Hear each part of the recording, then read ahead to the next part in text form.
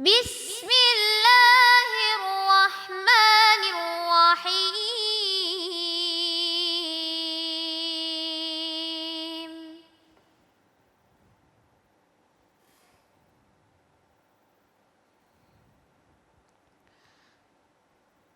Kutiba alaikumul qitalu wa huwa kurhun lakum wa asa an takrahu syai'an wa huwa khairun lakum wa asa an tuhibbu syai'an wa huwa syarrun lakum wallahu ya'lamu wa antum la ta'lamun.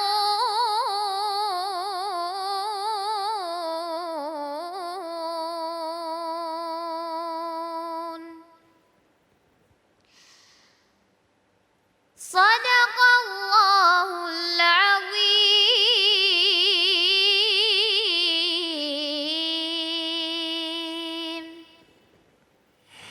Maha benar Allah dengan segala firman-Nya. Masya Allah, terima kasih Keila. Keila sehat? Alhamdulillah sehat. Masya Allah, berkah mudah-mudahan hari ini banyak ilmu yang kita dapatkan ya. Baik jamaahku yang dimuliakan Allah Subhanahu wa taala, alhamdulillah alamin. Saat ini kita sudah bersama guru kita yang dimuliakan Allah Subhanahu wa taala, Al Ustadz Aswan. Assalamualaikum Ustadz. Waalaikumsalam warahmatullahi wabarakatuh. Bang Ali sehat? Sehat Ustadz, Masya Allah sehat. Kelihatan wajahnya makin cerah dan bercahaya. Udah mulai PSBB-nya udah mulai longgar Ustadz. Alhamdulillah, makanya udah mulai senyumnya. olahraga lagi. Insya Allah, mudah-mudahan. Baik, Ustadz, ini kita ngebahas tentang tema kita su'uzon dan husnuzon. Baik, husnuzon dan su'uzon ini kadang-kadang tidak pernah bisa lepas dari hati kita Ustadz. Iya, betul. Itu selalu muncul, kenapa was-was, itu benar nggak ya? Ah masa sih hari gini masih ada yang begitu? Ah enggak ya, emang dia orangnya. Ah enggak, yaitu selalu akan ada perang di dalam hati kita tentang husnuzon dan su'uzon. Mohon ilmunya Ustadz. Baik. Bismillahirrahmanirrahim. Alhamdulillahi ghafirid dambi wa qabilit taubah birahmatih al-wasi'ah. Allahumma salli wa sallim wa barik ala sayyidina Muhammadin wa ala alihi wa sahbihi ajma'in amma ba'du. Kepada seluruh pemirsa dimanapun Anda berada, mudah-mudahan pertemuan ini menjadi pertemuan yang menurunkan rahmat buat kita Amin semua. ya Allah. Amin ya Rabbal Alamin. Seringkali masyarakat bertanya, kenapa kok harus kita punya perhatian yang kuat terhadap husnudzon dan suudzon? Husnudzon itu prasangka baik, suudzon prasangka buruk. Ada juga prasangka tapi enggak baik dan enggak buruk. Prasangka apa tuh? Tengah-tengah ya. Ya. Pemirsa yang dirahmati Allah Subhanahu wa taala. Yang pertama, kita harus kembali memahami kenapa kok ada prasangka baik dan prasangka buruk dan kenapa kita harus mencermati keduanya.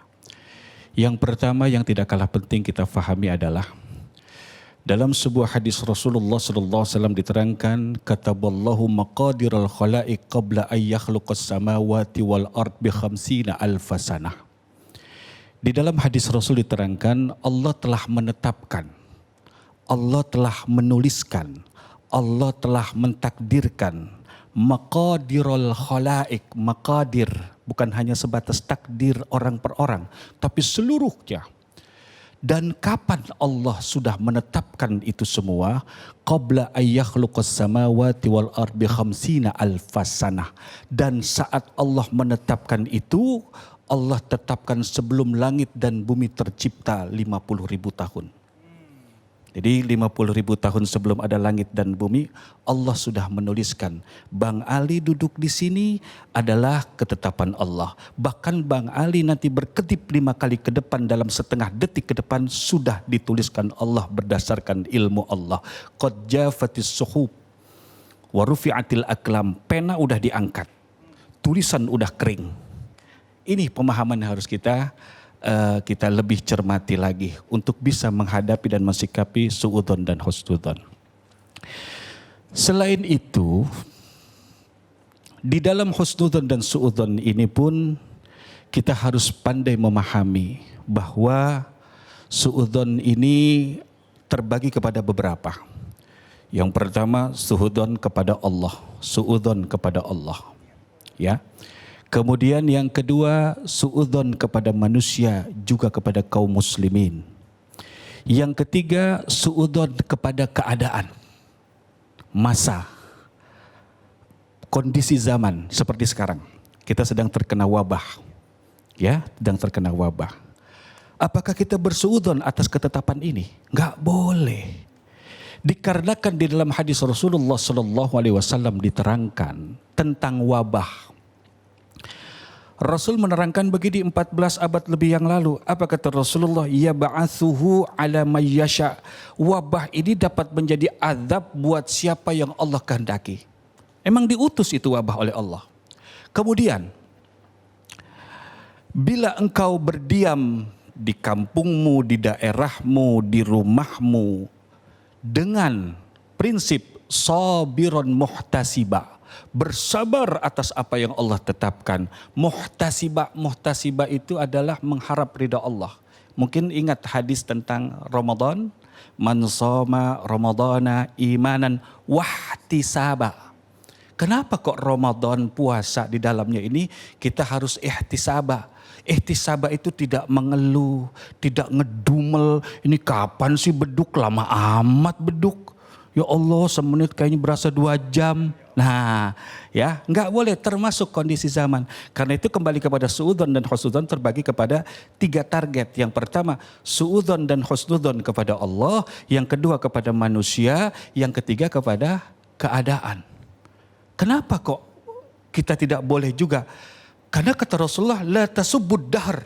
Jangan pernah engkau cela, engkau caci, engkau maki keadaan waktu. Ah, ini hujan turun, mobil basah. Nah, ini gimana sih? Dari tadi panas melulu. Manusia memang diciptakan selalu berkeluh kesah. Nah, semua ini akan memantik dan men-trigger serta memicu prasangka kita kepada Allah. Yang baru cuci mobil ngeluh, ini gara-gara hujan nih. Padahal di ujung sana ada sawah yang kering kerontang. Dan si pemilik sawah adalah seorang ayah yang punya anak di pesantren, yang ingin menyekolahkan anaknya. Kemudian di ujung gunung sana mereka meminta hujan, ya Allah turunkan hujan. Tapi kita, subhanallah. Itulah kenapa kita harus memahami yang pertama tentang bahwa semua dan segala sesuatu sudah Allah tetapkan. Wa ma khalaqnas sama wal arda wa ma bainahuma batila. Dan tidaklah Allah ciptakan as-sama, langit dan bumi, dan apa-apa yang ada di antaranya. Batila, tidak ada hikmah. Kecuali siapa? Kecuali orang-orang kafir yang kufur kepada Allah, yang tidak memahami ketetapan Allah Subhanahu wa taala. Jadi itulah kenapa dari 3 hal yang saya sampaikan tadi, mudah-mudahan dapat memberikan kita pemahaman bahwa segala sesuatu telah ditetapkan. Ya. Kemudian yang kedua, bahwa di dalam kita berprasangka ini ada yang kita lakukan kepada Tuhan kita. Berdoa kepada Allah, kok belum diijabah, kok belum dijawab ya Allah, kenapa ini? Tapi orang di sana yang gak suka sholat, makin kaya, makin banyak mobilnya. Saya yang rajin sholat tunggang-tungging, sholatnya cuma tunggang-tungging. Ya makanya. Dan ini pernah terjadi. Ketika malaikat pernah bertanya kepada Allah, ya Allah, tuh ada orang saleh yang berdoa kepadamu tapi kok belum ijabah. Kata Allah, biarkan, aku senang mendengar rintihannya. Ya. Kemudian, tapi ya Allah, itu ada orang yang gak doyan sholat. Itu kalau mancing gak pernah maju. Kalau maju jebur. Itu ada orang gak pernah sholat tapi dia mancing ikan berhasil, sukses. Bahkan dia punya kolam yang besar, bisa punya kekayaan harta yang banyak. Kenapa orang soleh tidak? Kata Allah begini, kalau orang yang durhaka kepadaku, aku nggak betah dan nggak dengar suaranya. Udah kasihin aja apa yang dia mau. Tinggal urusan di akhirat, urusan dirinya dengan aku, kata Allah. Nah, inilah kenapa buat para pendoa yang memohon kepada Allah, jangan engkau bersuudzon kepada Tuhanmu. Karena orang-orang yang bersuudzon kepada Allah di dalam surah Fussilat adalah orang yang disebut minal khasirin. Kenapa minal khasirin? Dikarenakan sebelum dia sampai di akhirat, di dunia udah celaka, udah rugi. Disebutkan demikian dengan kalimat ardakum faasbaha minal khasirin. Jadi orang merugi. Rugi di dunia. Kenapa kau orang suudzon rugi di dunia? Rugi kepada Allah, rugi kepada apa yang dia lakukan. Orang suudzon itu, mohon maaf secara medis, orang suudzon itu biasanya penyakitnya migrain. Ya, banyakan mikir. Kemudian urat-urat kepala muncul. Keras. Dari migrain seluruh kepala. Kemudian hati secara medis orang yang suudzon itu deg-degan. Beledug, beledug, beledug, beledug. Kemudian orang yang suudzon itu aliran darahnya tidak stabil. Jantungnya tidak stabil. Tulang punggung belakangnya pun sakit. Tuh orang suudzon dimanapun dia berada dia selalu menderita. Nah, karena itu kepada pemirsa dan juga kita semua di sini, majlis seperti majlis yang sangat manfaat.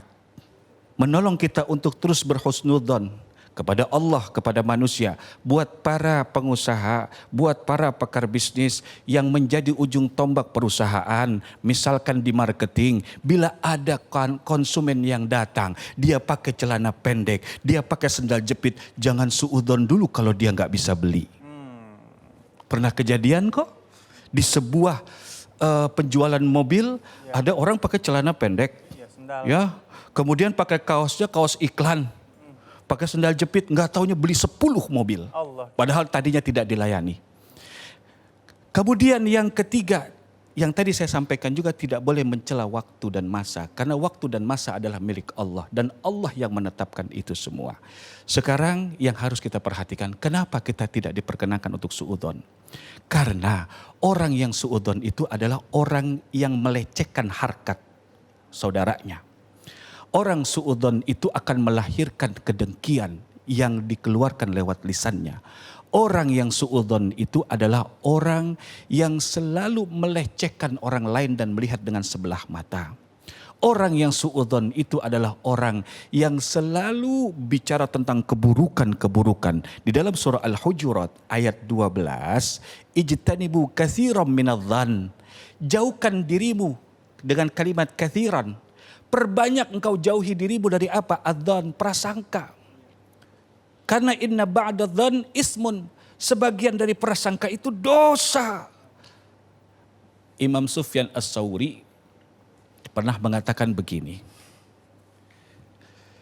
Bahwa suudzon itu ada dua.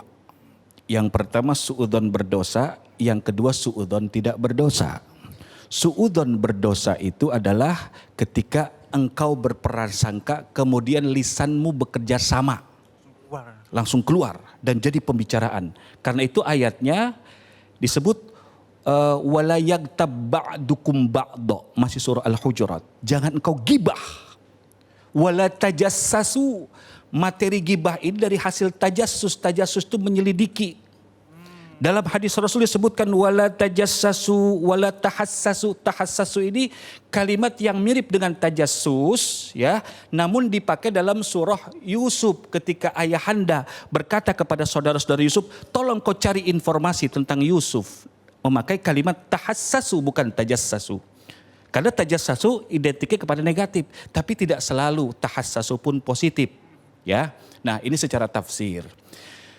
Hadirin dan pemirsa rahimakumullah, kepada orang tua, ketika kita berprasangka, maka sungguh engkau berdosa. Prasangka sama orang tua saja dosa. Ibarat anak kecil minta pegang pisau balita, orang tua pasti menariknya.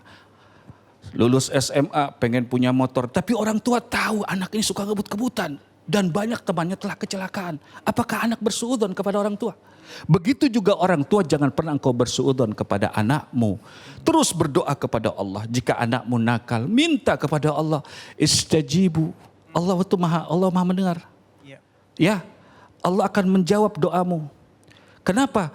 Kenapa orang tua yang mau terus memperhatikan ke anak-anaknya, maka dia orang-orang yang menjawab panggilan Allah, istajibu lillahi wal rasul idza da'akum lima yuhyikum.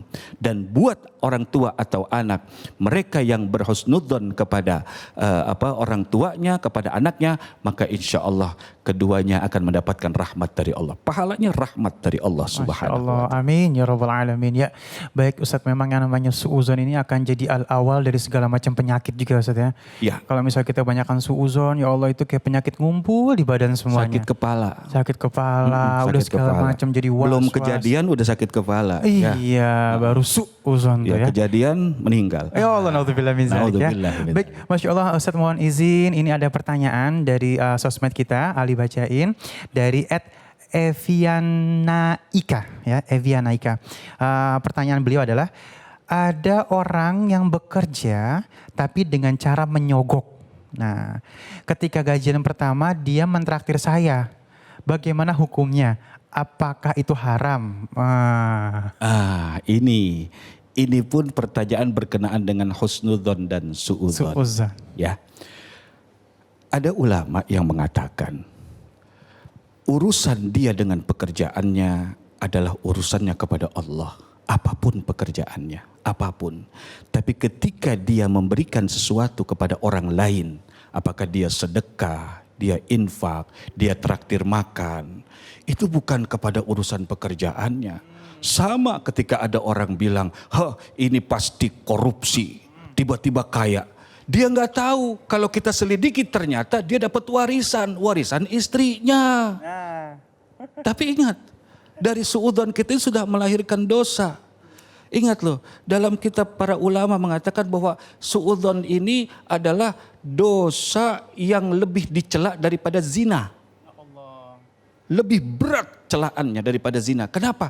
Karena orang yang suudzon itu kemudian disampaikan lewat lisannya seperti ia punya air kotoran yang dituangkan ke kepala orang lain. Nah, kembali kepada pertanyaan tadi, ya, tidak masalah ditraktir makan. Tidak masalah, karena kita tidak tahu sebenarnya itu uang dari mana. Husnudzon saja kepada Allah. Dengan apa? Idkhalus surur, membahagiakan sama yang neraktir. Jarang-jarang ada orang mau neraktir. Makanya kalau makanan traktiran tuh enak. Kenapa? Gratis, bro. Gratis. Ya baik, Masya Allah ya, dari intinya prasangka baik akan membawa baik semuanya. Prasangka buruk akan memburukkan semuanya. Masya Allah, terima kasih Ustaz. Dan ini Masya Allah loh, habis ini luar biasa. Ini salah satu tema yang aku tunggu-tunggu juga. Karena kita akan membahas tentang uangmu, uangku, uangku bukan uangmu. Bersama kedua Ustadz kita, Ustadz Solmed dan Ustadz Aswan. Jangan kemana-mana, tetap bersama kami di Cahaya Hati Indonesia.